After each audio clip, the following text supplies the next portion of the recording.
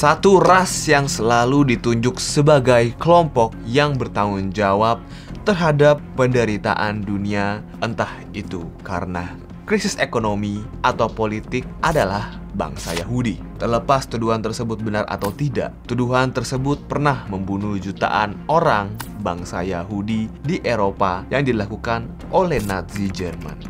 Oleh Hitler, Yahudi dinyatakan sebagai dalang yang membuat Jerman terpuruk dan menderita sehingga pantas untuk dibunuh. Padahal tuduhan tersebut tidak benar. Penyebab keterpurukan Jerman adalah penghukuman negara-negara Perang Dunia I terhadap Jerman kala itu yang sangat berat sehingga ekonominya terperosok. Lalu muncullah sosok Hitler yang mengeksploitasi kemarahan dan keputusasaan masyarakat Jerman untuk berkuasa. Bangsa Yahudi tidak diragukan lagi adalah bangsa yang berpengaruh. Israel sebagai suatu negara adalah negara yang menguasai teknologi cyber security dan militer yang kuat.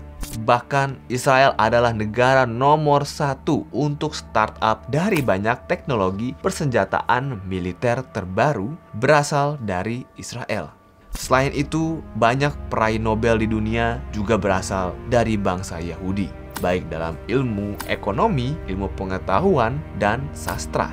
Dan lebih dari 900 penghargaan Nobel, 20% diantaranya adalah bangsa Yahudi. Walaupun begitu, negara Israel tidak lepas dari kontroversi, seperti penindasan kepada masyarakat Palestina, sampai konflik yang terjadi di Timur Tengah. Berpengaruhnya, bangsa Yahudi ini mengakibatkan banyak konspirasi yang terus berputar pada bangsa satu ini. Salah satunya adalah konspirasi bahwa dunia ini sebenarnya dikuasai oleh bangsa Yahudi. Salah satu teks buku yang sangat berpengaruh yang menceritakan secara lengkap mengenai strategi Yahudi menguasai dunia adalah sebuah buku yang berjudul The Protocols of the Elders of Zion, atau jika diterjemahkan dalam bahasa Indonesia adalah Protokol Para Tetua Zion. Dalam buku tersebut dijelaskan bahwa ada berbagai macam protokol yang harus diikuti untuk merancang strategi penguasaan Yahudi terhadap dunia.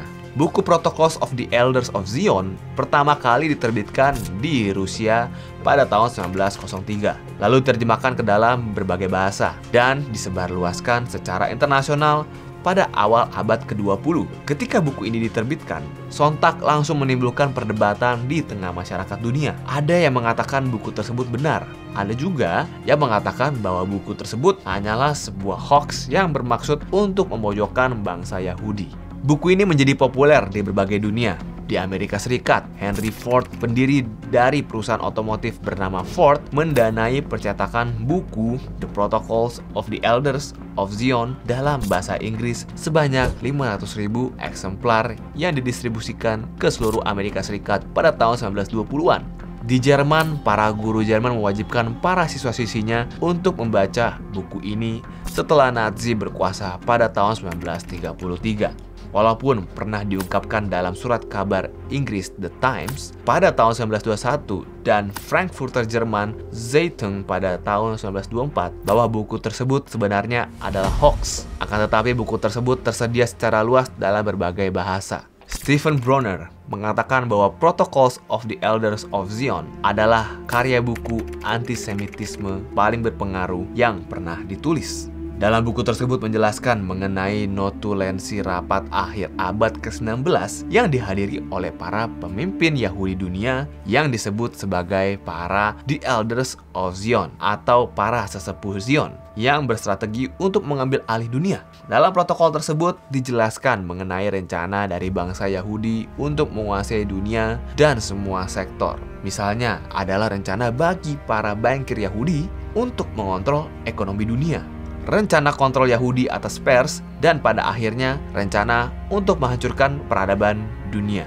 Dokumen tersebut terdiri dari 24 protokol yang telah dianalisis oleh Stephen Jacobs dan Mark Weitzman sebagai tabel yang menggambarkan tema apa yang dibahas dari masing-masing protokol tersebut. Menurut Daniel Pipes, faktor yang membuat buku ini begitu banyak diminati oleh masyarakat adalah karena ketidakjelasan informasi dari buku tersebut. Buku tersebut tidak ada nama, tanggal penulisan, dan tempat kejadian, sehingga membuat bukunya sangat misterius. Dalam buku tersebut juga dijelaskan bahwa bangsa Yahudi akan menggunakan cara apapun untuk menguasai dunia, mulai dari ekonomi kapitalisme dan komunisme sampai lintas agama dari Kristen, Islam, sampai Hinduisme. Kita tidak akan membahas semua protokol. Untuk melihat dokumen lengkapnya, kalian bisa klik link yang ada di deskripsi. Protokol 1, misalnya, menjelaskan mengenai kebebasan dan demokrasi. Dijelaskan dalam protokol tersebut bahwa demokrasi dan kebebasan tidak bisa terus dibiarkan.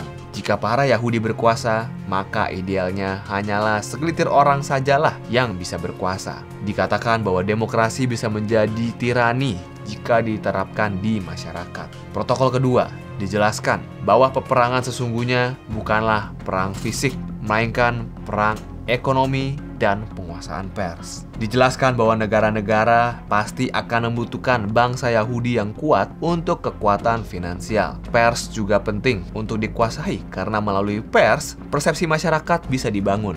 Sehingga penting untuk melakukan penguasaan terhadap dunia pers sehingga bisa mengontrol pikiran masyarakat. Jadi penting untuk mempunyai saham mayoritas dari media. Dalam protokol yang keenam, dijelaskan bahwa penting dalam melakukan penguasaan terhadap dunia adalah melakukan penguasaan terhadap kepemilikan tanah. Dikatakan dalam buku tersebut bahwa bangsa Yahudi menganggap bahwa banyak orang kaya yang cukup berbahaya karena mereka memiliki banyak tanah. Memiliki banyak tanah artinya menguasai sumber daya. Oleh karena itu, penting bagi bangsa Yahudi dengan untuk merampas tanah mereka. Caranya adalah dengan meningkatkan beban atau hutang atas properti tanah. Dalam protokol tersebut juga dijelaskan bahwa Paus dan Gereja Katolik akan dimusnahkan.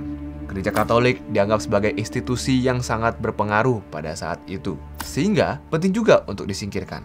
Teks tersebut membuat orang Yahudi bertanggung jawab atas bencana sekarang dan masa lalu, dari kejatuhan monarki Kristen hingga revolusi Prancis dan kemajuan ide-ide liberal dan borjuis. Salah satu strategi lain yang disebutkan dalam buku tersebut misalnya adalah bagaimana hutang negara digunakan untuk menguasai pemerintahan, di mana bunga dari hutang tersebut dibuatkan dengan sangat signifikan sehingga negara-negara nantinya akan bisa membayar bunganya saja, akan tetapi bukan pokok hutangnya. Alhasil negara-negara akan bergantung dengan bangsa Yahudi yang memiliki modal kekuatan finansial yang banyak. Tujuan akhir ekonomi dalam buku tersebut adalah pasar uang yang bebas akan diganti dengan lembaga kredit pemerintah kuat. Lembaga tersebut nantinya yang akan memainkan peran sentral dalam perekonomian. Salah satunya adalah untuk menetapkan harga nilai-nilai pasar dari komoditas sesuai dengan pandangan pemerintah. Penting sekali untuk diingat bahwa tidak ada satupun protokol yang ada dalam buku The Protocols of Elders of Zion ini yang terbukti. Oleh karena itu, penting untuk kita tidak melakukan penuduhan tanpa bukti yang jelas terhadap salah satu kelompok atau ras. Kita harus mengerti bahwa rantai kebencian terhadap seseorang atau sekelompok orang yang didasarkan hanya pada satu faktor yang tidak bisa diubah oleh orang tersebut, seperti agama atau ras. Biasanya dalam kondisi negara kacau atau krisis, selalu ada kambing hitam yang dijadikan pelampiasan atas amarah yang ada timbul di masyarakat. Tradisi tidak sehat itu harus dihentikan. Kalau kamu suka video yang kita buat, silahkan subscribe channel ini. Dan jangan lupa juga untuk nyalain loncengnya, karena kita akan upload video setiap minggunya. Sampai jumpa di video selanjutnya.